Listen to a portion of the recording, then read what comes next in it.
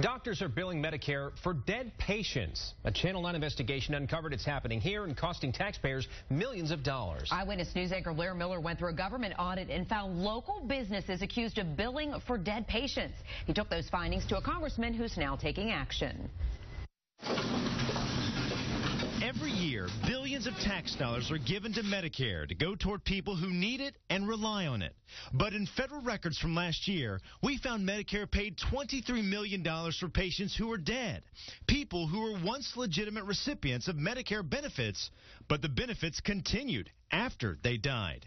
This report from the Office of Inspector General in Washington, D.C. identified 251 providers nationwide with a high number of claims for dead patients. Obviously, if they're submitting a large number of claims for deceased people, that's a high indicator of fraud in our mind.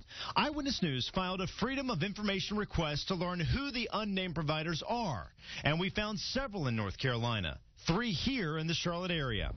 We went to the local providers singled out for billing for dead people.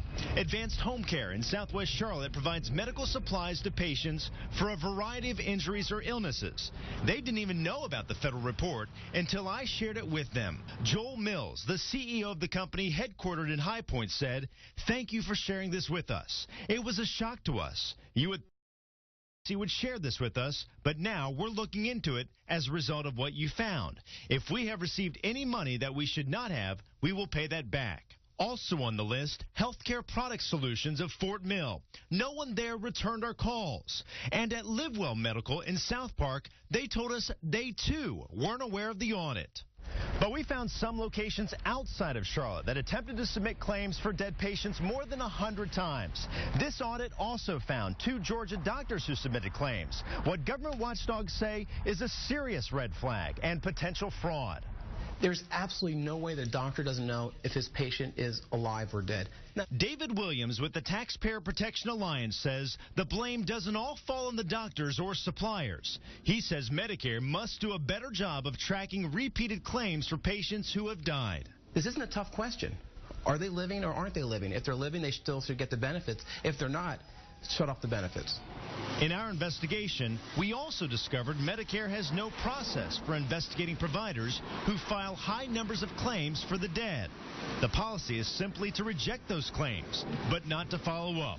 We have a government that is not an accountable government. Many in Washington, including North Carolina Congressman Robert Pittenger, believe that needs to change. And as a result of what we found, he plans to contact the head of Medicare. What kind of role should Medicare play in all this? Well, I think Medicare plays the primary role. They should be the ones who have the obligation to find out who's eligible and who isn't. Pittenger now plans to use our information to send letters to Medicare and the U.S. Department of Health and Human Services. He wants to make sure there's something in place to keep this from happening again. Now, this issue just adds to the recent concerns about waste and fraud within Medicare. Just last week, a Florida senator introduced a bill that he says would put new protections in place to get Medicare fraud under control, calling it an all-out press combat on Medicare fraud.